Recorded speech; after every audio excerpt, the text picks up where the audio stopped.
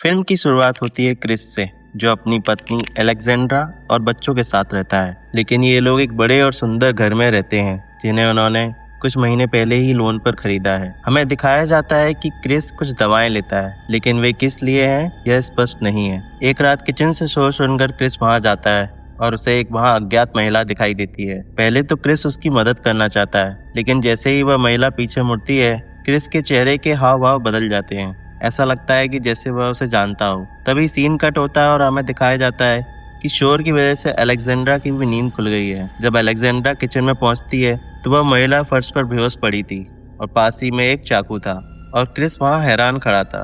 तभी क्रिस की बेटियां कैंड्रा और राइली भी वहां पहुंच जाती हैं। क्रिस तुरंत 911 पर कॉल करता है। जब वह अपने परिवार को यह बताने की कोशिश करता है कि क्या हुआ था, तो वह खुद भी उलझन में पड़ जाता है, क्योंकि उसे ठीक से याद नहीं कि किचन में क्या हाथापाई हुई। अलेक्जेंड्रा और उसकी बेटियों को यह लगता है कि यह सेल्फ डिफेंस का मामला था, इसलिए एलेक्स क्रिस से पुलिस के सामने वही बात कहने के लिए कहती है। पुलिस के आने से पहले क्रिस अपनी दवाइयां फेंक देता है। यहाँ अलेक्जेंड्रा एक बहुत बड़ी गलती कर देती है। पुलिस के अंदर आने से ठीक पहले वह चाकू उठाती है और उसे वह महिला के हाथ में रख देती है, ताकि सेल्फ डिफेंस का मामला पक्का लगे। तभी डिटेक्टिव कार्लसन वहां मौके पर पहुंचती है और जांच शुरू करती है। पूरा परिवार बहुत घबराया हुआ दिख रहा था, इसलिए डिटेक्टिव को शुरू से ही उन पर शक होने लगता है। पूछताछ के दौरान एलेक्स बहुत घबरा जाती है और ठीक से जवाब नहीं दे पाती। क्रिस भी पूछताछ के दौरान उलझन में रहता है, लेकिन क्योंकि उसे कुछ याद नहीं है, वह वही सेल्फ डिफेंस वाली कहानी दोहराता है जो एलेक्स ने उसे सिखाई थी।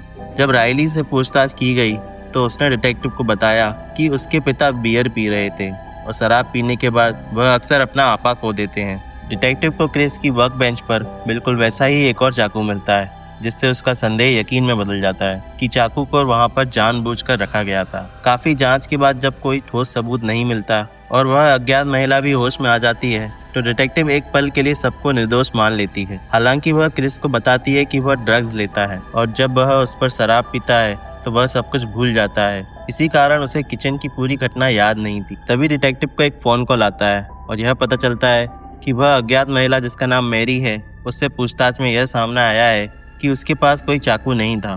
डिटेक्टिव को एहसास होता है कि सबूतों के साथ छेड़छाड़ की गई है और पुलिस क्रिस को गिरफ्तार कर लेती है। जब पुलिस क्रिस को स्टेशन ले जा रही होती है तो पुलिस रेडियो पर एक बड़ा खुलासा होता है कि क्रिस ड्रग्स बेचता था और वह महिला कोई और नहीं बल्कि उसकी क्लाइंट थी, जो ड्रग्स खरीदने आई थी। अलेक्जेंड्रा की एक छोटी सी गलती चाकू को वहां रखना ऑब्स्ट्रक्शन ऑफ जस्टिस का मामला बना दिया और क्रिस के ड्रग डीलिंग का सच भी सामने आ गया और फिल्म यहीं पर खत्म हो जाती है। अब फिल्म के अंत के बारे में बात करते हैं। हालांकि फिल्म इसे थोड़ा अनक्लियर छोड़ देती है, लेकिन रेडियो के खुलासे से यह साफ है कि मैरी एक क्लाइंट थी और क्रिस एक सेलर था। इससे पता चलता है कि किचन में उनकी मुलाकात कोई अचानक हुई चोरी नहीं थी, बल्कि एक बिजनेस डील थी जो कि बिगड़ गई।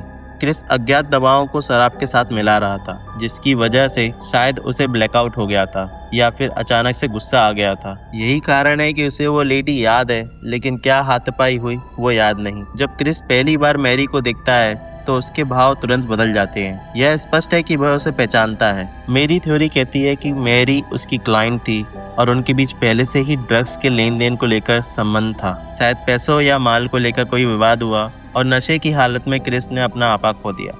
उन गायब पलों में जो हुआ उस पर यह मेरा थ्योरी है। अगर आप इस बात से सहमत है या आपके पास कोई अलग थ्योरी है तो मुझे कमेंट्स में ज़रूर बताएं। आपको यह फिल्म कैसी लगी कमेंट्स में ज़रूर बताएं और अगर आप नए हैं तो सब्सक्राइब करना ना भूलें।